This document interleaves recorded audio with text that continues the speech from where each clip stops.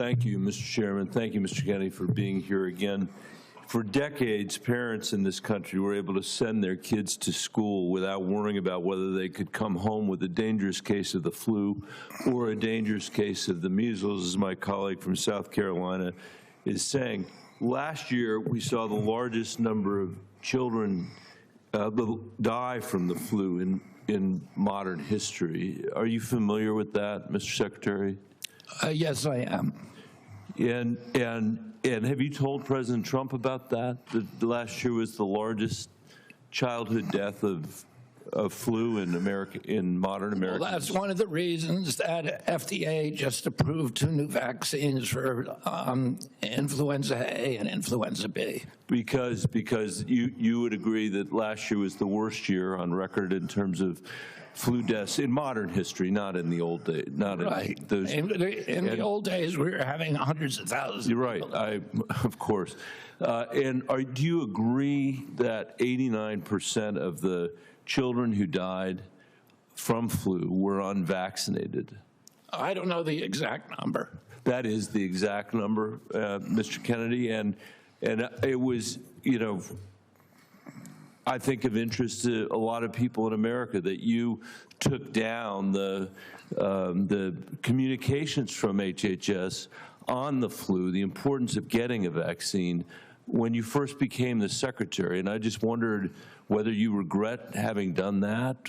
You're now saying that you're approving vaccines for the flu. I approve lots of vaccines. I've spent $1 billion, authorized $1 billion, developing new vaccines, including a universal flu vaccine. So are you know, I think last year the flu vaccine had a something like a 20% efficacy. So having these single antigen vaccines is not serving the public interest. The Cochrane collaboration said they simply don't work. For the record, Mr. Secretary, then I assume you no longer believe that the flu vaccine is destroying children's brains, that there's zero evidence that the flu vaccine prevents any hospitalizations or any deaths, because today you're here agreeing that the vast majority of kids that died from the flu were people without vaccines, and you're saying that you're now approving vaccines. We're making sure that we follow the science, Senator. Well, I hope you'll follow the science, because that's what put us in the position 30 years ago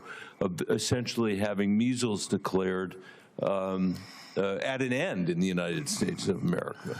Well, many nations have lost their elimination status, including Canada, the UK, a lot of Europe this year, because of the outbreak, and the outbreak has nothing to do. I mean, I would hope that I know you said the outbreak has nothing to do with you. That was your answer to Ron Wyden. You're the chair, you're the head of the agency. You're the head of the agency has no jurisdiction over Canada, Mexico, the UK, Austria. I would agree with that. I would agree with that. We are, I think everybody on this dais believes that the United States of America ought to be leading in these matters.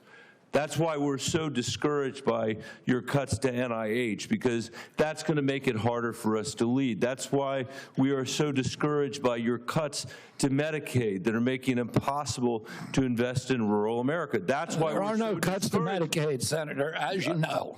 There's no cuts to Medicaid. There's the congressional budget. That is Mr. Kennedy. Look at the Congressional Budget Office this week. They say we are increasing Medicaid spending by 47% over 10 years. That's not a cut, except in Washington. Okay, it is a cut when it comes to the rural hospitals all over America that are having to close because of the Medicaid cuts, and those are real dollars. They were closing before I came in here. Now they're not closing. Let me just ask you, do you realize that last year the United States had the highest number of measles cases in 30 years? That the last time we had more than that was before the whole world did. Measles. The whole world did. Yeah, we were the leader, Mr. Kennedy. We still are. We have a 92% vaccination rate. We have one of the highest vaccination rates for measles on earth.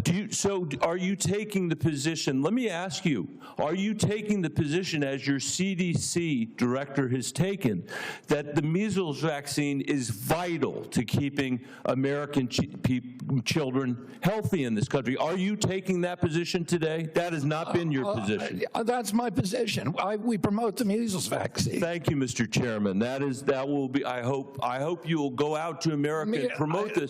The idea that you have nothing to do with this. The measles vaccine prevents measles in 97% of the people who take it. I've always said that. That's what the science says. I would ask you to please underscore it, because there's a reason that we are having these outbreaks, Mr. Chairman, and that is the misinformation that's been propagated. If you would have a change of view, that's excellent. Let's get it out there to the American people. Support journalism you trust. Support PBS News. Donate now, or even better, start a monthly contribution today.